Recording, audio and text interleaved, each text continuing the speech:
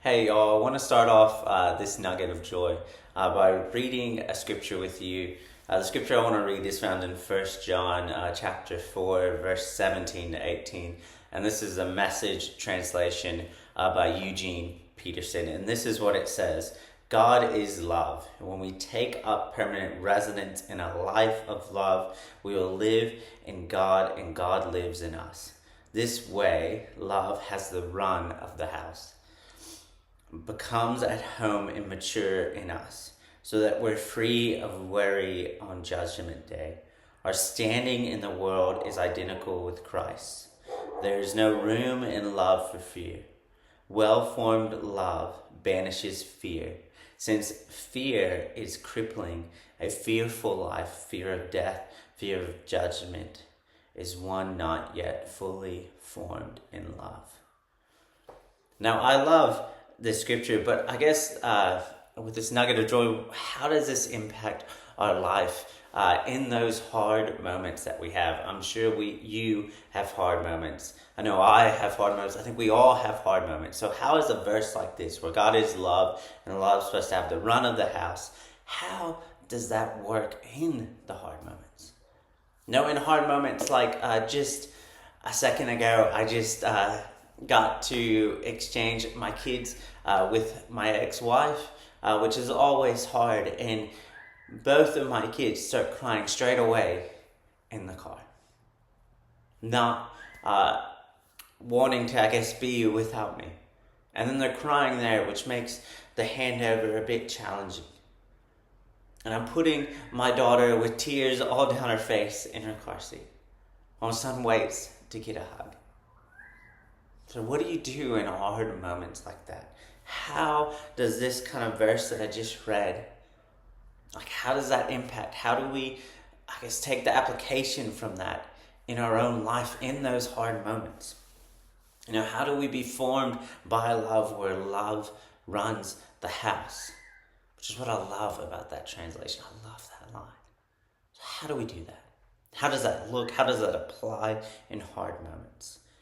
And I think we see something of how it applies when we look at Jesus on the cross in Luke's Gospel. In chapter 23, verse 39 to 43, we read this. One of the criminals hanging beside him scoffed, "So you're the Messiah, are you? Prove it by saving yourself and us too while you're at it."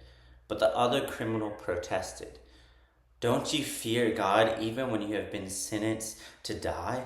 We deserve to die for our crimes, but this man hasn't done anything wrong." Then he said, "Jesus, remember me when you come into your kingdom."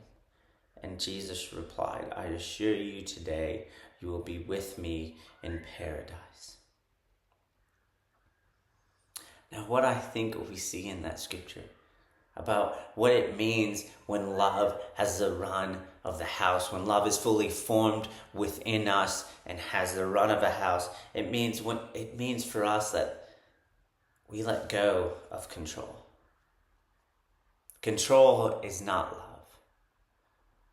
Controlling situations, controlling others, controlling things where we avoid those painful moments, that's not love. And we see that on the cross. We see it in Jesus, who's hanging on the cross when he doesn't deserve to be there. We see Jesus giving up control as before this moment he's whipped, he's brutalized, he's mocked, he's spit on, he's demonized in the most horrific way, and then he carries a cross and gets nailed to a cross in one of the most painful ways to die. Because the Romans were good at that. They knew how to torture. As he's hanging there, gasping for air, people walking by and mocking, and he's getting close to having his last breath, what does he do when this criminal says, "Remember me"? It's a little bit of air. It says, "Today you'll be with me in paradise." It doesn't magically come off the cross, doesn't take the criminal off the cross with them. No, they still have to go through this painful moment. He still had to let go of control. This criminal hanging on the cross in his final moments, realizing all the stuff he's done to get him to this point, hangs there and finally, I think, has this realization of love and seeing Jesus in the way that he handled himself throughout every moment of the crucifixion. Because he's there seeing this mocking. And then he lets go of control. Doesn't ask to be taken off, doesn't ask to be saved. Just says, remember me. Remember me. And I think that's powerful. And I think for me, what it shows me is that when love runs the house, we let go of control. Because love doesn't control. And we all know that. And I think what that means in those hard moments that just seem to kick us in the guts. Those hard moments where after we go through them, we just have to stop and cry.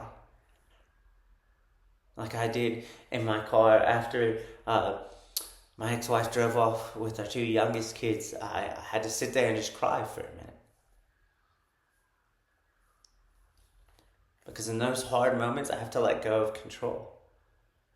I can't avoid those painful moments by controlling them, by trying to control and avoid them. I have to move through them. I can't control my two kids being upset and having big feelings at this big time, this big moment in their lives that's hard for them. I just have to love them. I have to let go of control, let go of the fact that I can't stop them from feeling the things that they're feeling. Because when love runs the house in those hard moments that we're faced with, we let go of control. So will you let love have the run of the house? And that's my nugget of joy for you guys.